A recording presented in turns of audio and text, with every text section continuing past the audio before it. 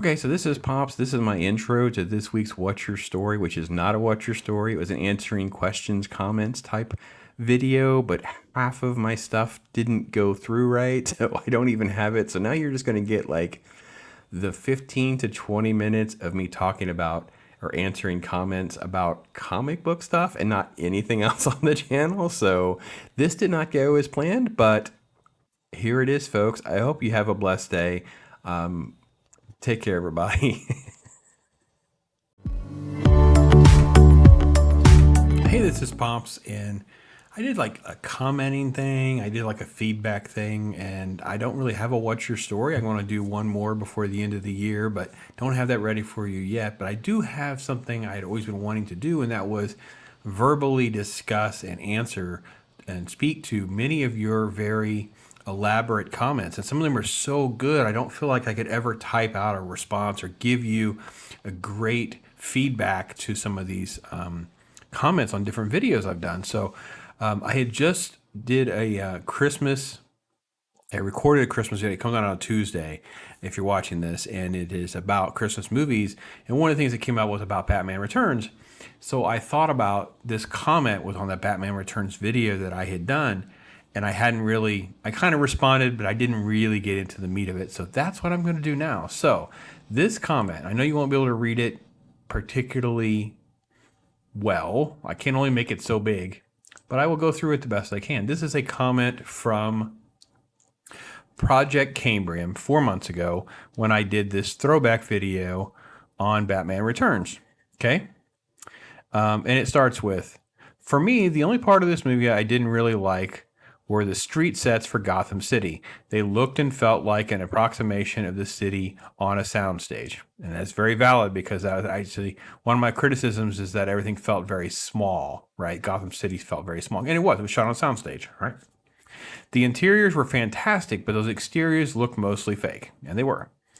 Like the model for the abandoned park with the camera flying over and through. Sure, the design for everything was enjoyable, but was enjoyable to look at, being totally Tim Burton, it just looked like an unreal place. Yeah. So this is kind of the trade-off that you get with Burton. Like, I think he fools you with Beetlejuice in that intro where you're getting the whole city thing and you realize it's actually a model. But it doesn't always work when he keeps going back to some of those kind of formulas. So, whereas the first film, the streets, while gloomy, didn't look or feel like they were built on a soundstage at all. That's true. Like there were tons of them made that way, but they just didn't look, but the look didn't carry over for me. I certainly got nice and lost in the rest of the film, but the aspect was only part that took me out of it here and there. And that's because most of my own interest in how movies are made than anything else. It's rare looking back to see things that take me out of a movie I'm watching in older films as compared to today, where so much is overused CGI, where you know something is fake. And that is so, so true. Like, I can watch a movie and just out of the blue, there'll be some weird CGI moment. And again, things are dated, right? So when I watched Tron, I watched some of the effects of older films, and Highlander or Ghostbusters or things like that. It's like I get it. I get the technology part. But in today's world where you see CGI that can be so good, and I really always go back to like Lord of the Rings was a big pivot point for me where you could see a major leap forward in technology and how well things could be done. It made it more frustrating where things were made so poorly. And then, of course, how we've seen things over the last 5 years, we've seen a massive degradation to quality because of the rush, get it to streaming. We don't care about some of those details. We'll sacrifice on that. Even to the point where they have released things and we know they tinker with it after the fact and then they'll re-update it on the server. So, yeah, I really couldn't agree more. ProjectCambrian about some of this kind of thing. Older movies don't tend to have that effect as much. So I get that. So it's those little attention to details that separate fake from suspended disbelief. Sure. Like if a low-budget sci-fi movie has a modular wall so it can recreate or shape, extend a set with a fewer items than the commonalities in the design show through unless they're covered up in some fashion. Take classic Doctor Who, for example, the Ark in Space, Fourth Doctor, limited budget, of course, but they had to overcome a set design flaw where the set walls met the concrete floor. They didn't have the money to build a floor. Luckily, the concrete was a clean, uniform gray in color, so they improvised. And that's true. I think that sometimes the limited budgets made our creators brought forth more creative ideas. They had to come up with solutions to some of these problems. And I think you see that a lot with some older films, especially from the 70s through the 90s. They painted the floor to look like round grilled floor panels for the transformation for one character from human to a giant alien insect. They wrapped his left hand in bubble wrap and spray painted it green. Add a little watered down Vaseline or KY jelly to make it look slimy. Yeah, the creativity was there for sure. But the story and the acting were more than sufficient enough for the suspension of belief to get in there. There were simply bits about Batman Returns that I have trouble with, and it's all primarily in that category. And the higher the modern day resolution, the more glaring these elements stand out as fake. Like I saw Troy on film in the theater, and it was great. I saw it a few years later on a remastered high-def system and TV, and wow, that ship armada looked so fake. It stopped looking like a movie and it started looking like it was on set, which it was, yeah. And when I saw the paintbrush strokes on the surface, it was supposed to be stone or marble. The crinkled paper spray painted to look like cavern stone. The classic set design tricks that used to look fantastic and real on grainy film gets revealed as fake to a degree when it's destroyed the illusion for everything else around it, and it follows it. So that is really true. I don't know that I've watched Troy on like a 4K or high def version to use Troy as a good one for me to speak to.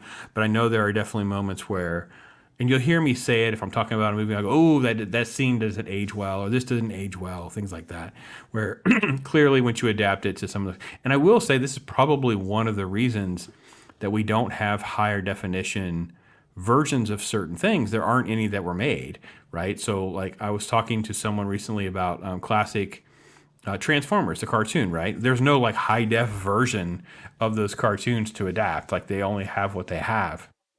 So it can be a little tricky. Now, obviously animation is a little bit different, but I think you guys get where I'm coming from. The mind subconsciously ends up looking for these flaws, like discovering old wallpaper on a new layer and slowly stripping away to see more and more of the old wallpaper. Once seen, it can't be unseen. That should be a shirt. Is that a shirt? I'm going to write that down because if it is not a shirt, I'm going to make a shirt. Once you see it, you can't unsee it. Once seen, can't be unseen. I say that all the time, ProjectCambrian. I say it all the time. Gives the example here. Teen Wolf finale with a guy in the crowd with his blank out. It's just background noise until someone points it out. Wow. Yeah. Oh, I don't want to think about that. Yeah. There was a disappointment for me when I saw Batman Returns. Yes, I loved and I still love the movie. I was sad that I didn't get to see it with my dad as he passed a year after we saw 89 together. It felt like he was there, though. That helped. Oh, that was why I wanted to make sure I read this aloud and actually spent some time talking to you about it, because that is so powerful, my friend. I know that Loki's very transparent, talking about different things he bonded with his family about, especially his dad. And I know for me, it was my grandmother that would take us to the dollar theater, and then it become like the dropping off thing. But I know even through high school, and I don't talk about it too much because I don't sort of have permission to name drop these folks and things like that. So I don't want to put them in, some sort of weird place. But I have very specific memories with certain people seeing different things. Rocketeer fits in that category because there was this AMC movie theater near where I lived when I was in college, and they had midnight shows. So we would go to the midnight shows of these things, and very vivid memories of those kinds of things with different people in my life. And I'm glad that you were able to see 89 with your dad. And I know in spirit, he would definitely be wanting to enjoy that sequel with you. So the Bat Ski Boat was a little underwhelming as what they did with the Batmobile, Bat Rocket Pod. Other than that, it was nice and dark. The characters all compelling and fun to watch. Danny DeVito was great as the Penguin. Catwoman, meow. Yeah. Okay. So we will.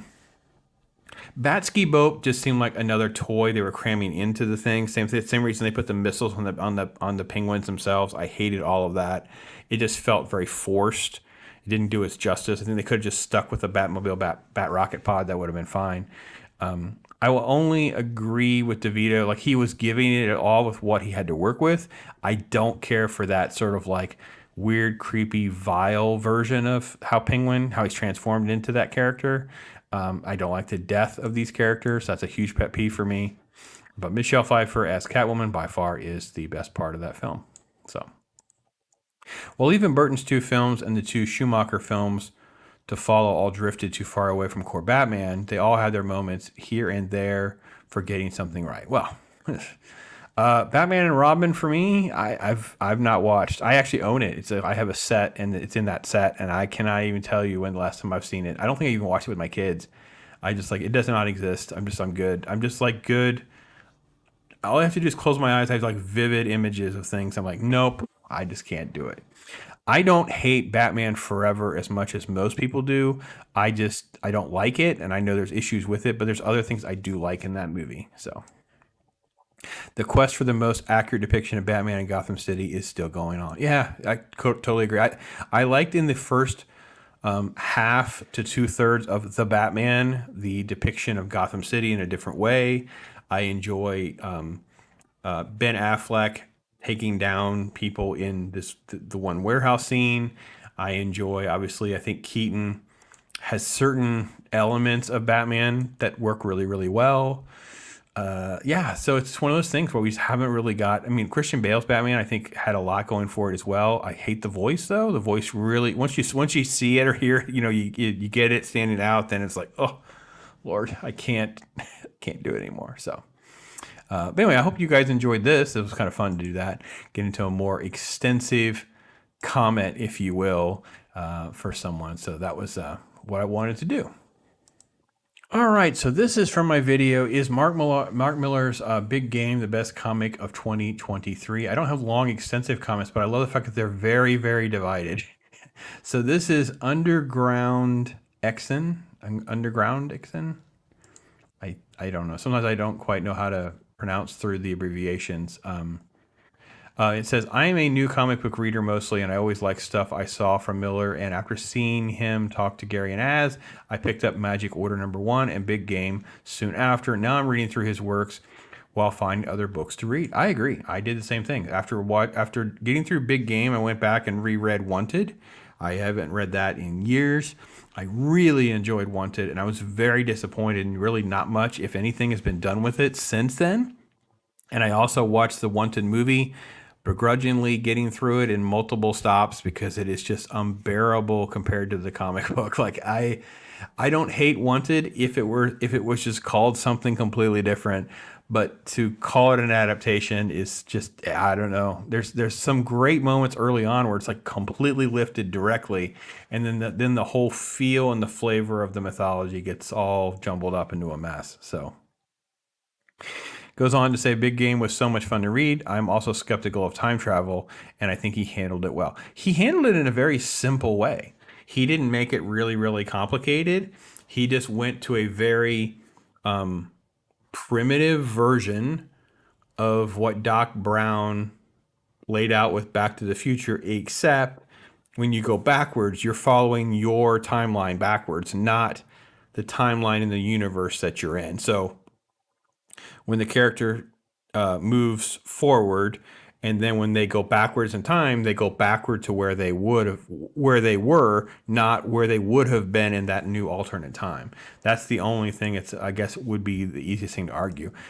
But it was almost like a cheat, because you're going along and you're reading Big Game, and you're like, well, how are they going to get out of this? Oh, time travel. Okay, all right. So I don't know that I harped on that as being a big issue, but I don't care for time travel because I feel like that's part of my problem with it. So for now, I'm hoping he addresses some of the potential issues that came with time travel in later books. I love that ending too. Yeah, there were some great moments in there. I really loved it. It made me read Sharky the Bounty Hunter, which obviously is like this great Burt Reynolds looking alien story. It was just a lot of fun. I just had a lot of fun with it. So. Okay, on that same video, now you get something different. So, Judgmental Goat writes, I would say it's a competent story. Mark Millar doesn't strike me as the most creative guy on earth. I personally think he can't write a proper ending to save his life. Wow. And again, we agree to disagree. I like some of the endings. I think Nemesis Reloaded was a little bit of a softer ending for me compared to the first Nemesis. I enjoyed more. King of Spies I thought was fine. So I enjoyed Sharky the Bounty Hunter. So things like this, I thought, so I have to disagree a little bit, but again, I'm not going to pretend that I've read everything. So he does know how to make a great build up, but his payoffs are simply anticlimactic. Sometimes most of what he's done with Millar World looks gorgeous, since he certainly knows how to poach talent and has the dough to pay for it. But the fact that the only required reading for Big Game is Nemesis Reloaded, and Ambassadors doesn't feel like a big payoff to a huge saga spanning over 20 years. See, I disagree with that assessment, Judgmental Goat, because I felt like if you read Wanted, you would actually know so much more about Wesley's backstory. If you had read some of the other stories, I think you would just have so much more that you're getting out of this. Now, I will say, because you could have just read Nemesis Reloaded and the Ambassadors and then writ right into this, I think it's part of the genius of what he did. Like, if you had read other stuff, you'll get it. But if you'd only read the new stuff, you'll get it. Because I don't think that you needed to read Kick-Ass, or you needed to read the Hit Girl stuff. You didn't need to read a lot of that to kind of figure out what was going on there. It was all pretty much explained to you as well. Same with Magic Order and things like that. I didn't have to read them, but I think if I had, I would have got more out of it. Same thing with like Prodigy and some of the other books that he's done. So. We haven't even seen the characters from Wanted since the first series, and somehow we believe that Kick-Ass and Hit Girl were allowed to operate without the Brotherhood noticing them. See, yeah, there are like major issues with that, and I would love to see how he would address those concerns.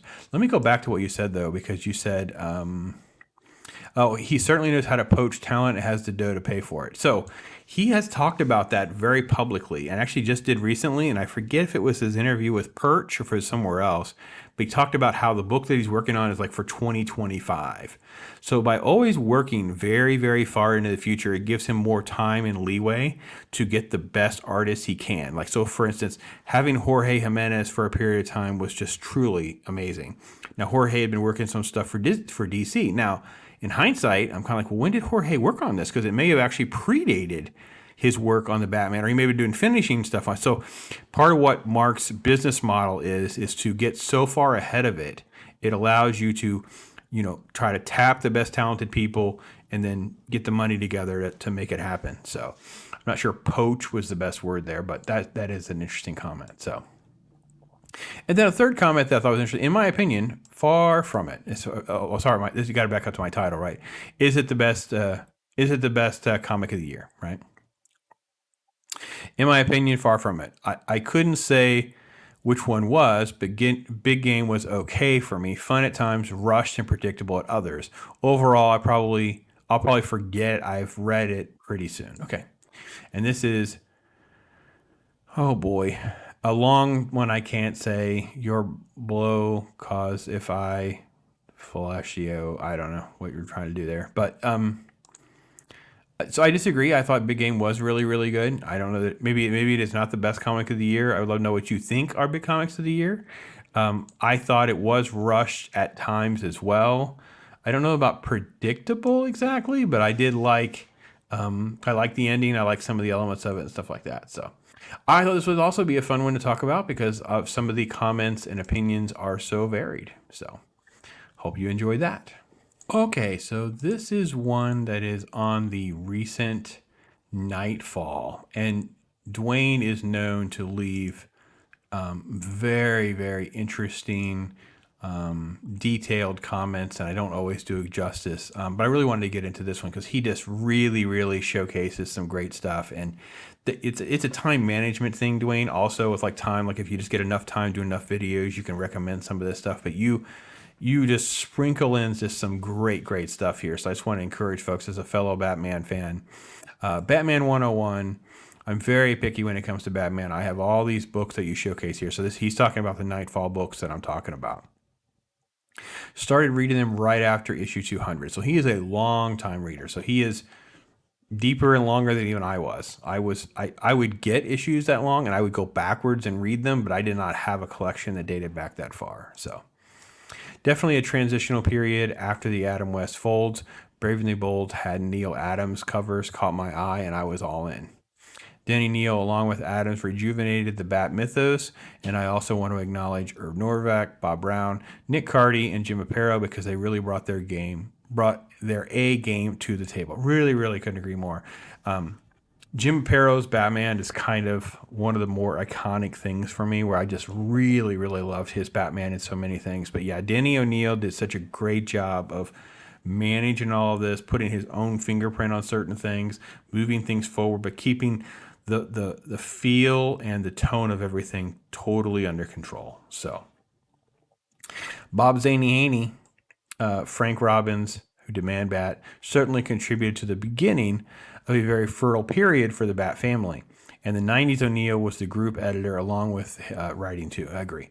We talk about that on some of the other videos where I get into this, other issues within Knightfall and beyond. So everyone involved with the ever formidable franchise, especially after the movie, were consistent with the expanding history, and we got a hell of a ride. This was and is what success looks like. I couldn't agree more, man. Like I said, I came in at the right time. I got to ride a wave that lasted for several years, and as I've gone through the collection, I've been thinning out my collection of comics, selling off some things, and I couldn't part with some of this stuff, man. I can't do it. They're just treasures, man. They're treasures. So the only Batman I really enjoy and look forward to is Batman Superman's World Finest. You're not the only one. A lot of folks are saying that. I actually only read a little bit, then I got interrupted, and I haven't gone back. So as you know by now how I feel about the current situation with the lame, soulless ass clowns. Great job as usual, Pops. Thank you so much. Dwayne always leaves great comments, and I just wanted to read one of his and include him in this sort of like this effort and this ability here. So thank you, Dwayne, for always being an active contributor to the channel through the comments. Great suggestions, great knowledge base, great insight. Just can't thank you enough, my friend. It's been great to get to know you a little bit in the grand scheme of all this as well. So thank you for that.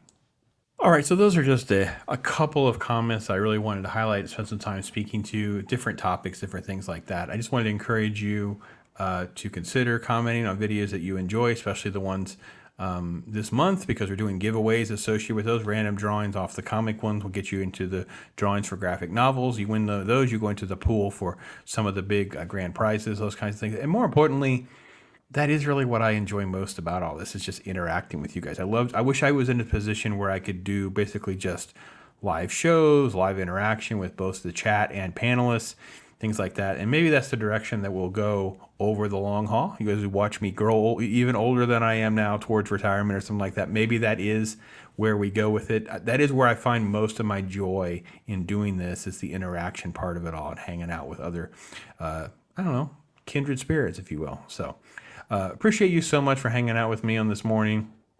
Sorry it's not the traditional thing that we may want to see out of What's Your Story. I do have a plan here to do a kind of a year-end What's Your Story wrap-up for this year before we head into next year, figure out what will be next for What's Your Story, or if we'll just kind of maybe put it on the shelf for a while, do something else. But it is... I would be lying or remiss if I didn't explain it. It is challenging to get schedules aligned. It's challenging to do that many. They're not live per se, but you're doing. You have to go through more work to kind of get the ball rolling. And once it's done, you don't really have to do anything else with it. So like a video, they're all just different, and I think that's kind of where it comes into. It's like a cost benefit, but I really enjoy spending time learning and enjoying from other folks. And I'm not going to let that go, because that's what's one of the reasons I really enjoy doing this. So anyway, be blessed. Have a great weekend, great time. Happy holidays, Merry Christmas, and I will see you soon.